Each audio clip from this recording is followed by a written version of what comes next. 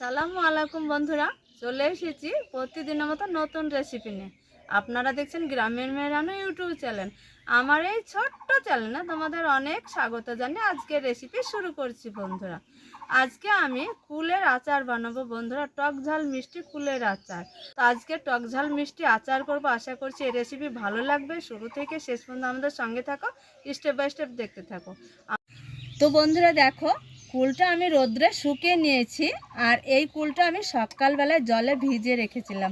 শুল দেখো, রেসিপি দেরি না করে খুব তাড়াতাড়ি ঝটপট রেসিপিটা শুরু করি। কড়াটা গরম করে নিয়েছি। এই গরম কড়ায় দিয়ে দিব শুকনো লঙ্কা। এই মশলাতেই আচারের স্বাদটা কিন্তু দারুণ হয়। শুকনো লঙ্কাটা আগে একটু ভেজে নিব। ভেজে নিয়েছি শুকনো লঙ্কা। এইখানে দিয়ে দিব গোটা সাদা জিরে, কিছুটা ধনে, সম্বারা সব কিছু একসঙ্গে মিশিয়ে নিয়েছি। এই মশলাটা গরম মশলা প্যাকেটে আছে এক প্যাকেট। এই মশলা খুব সুন্দর করে ভেজে নিব তার বন্ধুরা।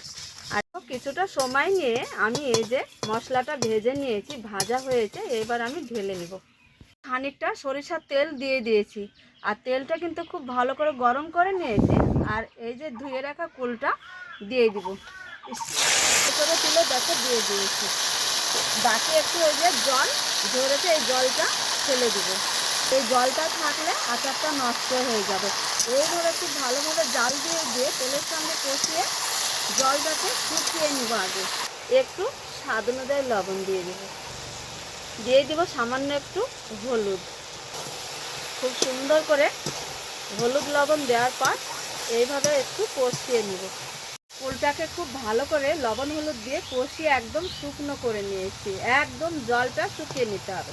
আর এইখানে দেখো 700 গ্রাম মিশ্রি দিয়ে আজকে আচারটা বানাবো বন্ধুরা। এত স্বাদ হয়, গোটা বছর ধরে সংরক্ষণ করে রাখতে পারো, নষ্ট হবে না বন্ধুরা। এইভাবে একটু আচার বানিয়ে খেয়ে দেখবে। খুব সুন্দর করে মিশ্রির সঙ্গে ফুলটা নাড়াচাড়া করতেই থাকবো। এইদিকে মিশ্রিটাও গলবে আর ওই দেখো মিশ্রির যে মিষ্টিটা কুলের আঁটিতে ঢুকবে। খেতে খুব ভালো লাগবে এই কুল আচারটা, আঁটিটা। আর এই যে ভাজা ঘরোয়া মশলা, এই মশলাটা শিলপাটায় গুঁড়ো করে নিব। খুব ভালো লাগে।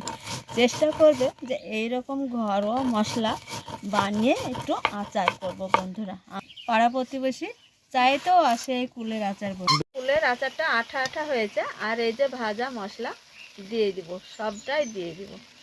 মশলা দিয়ে খুব ভালো করে আবার মশলাটা মিশিয়ে নিয়েছি। আর আচারটা একদম আঠা আঠা শুকনো করে নিয়েছি। দেখো রসালো নেই, একদম শুকনো। এই আচারটা বছর ধরে থেকে যাবে, নষ্ট হবে না বন্ধুরা। রোদে না দিলেও হবে ভালো, এই আচারটা নষ্টই হবে না। রোদে দিলে আরও ভালো কথা, আমি রোদে দিব না।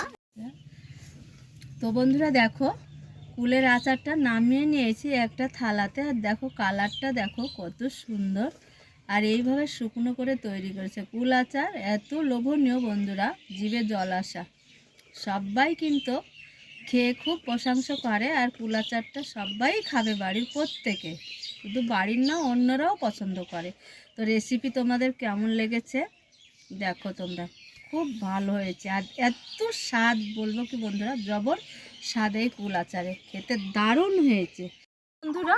কুলের আজকের আচারের রেসিপি যদি তোমাদের ভালো লাগে, আশা করছি খুবই ভালো লাগবে কুলের আচার রেসিপি। ভালো লাগলে অবশ্যই তোমরা একটা কমেন্ট, লাইক, শেয়ার করবে। আর অনেক অনেক করে ভিডিওটা শেয়ার করবে। তাহলে রেসিপি এইখানে শেষ করছি।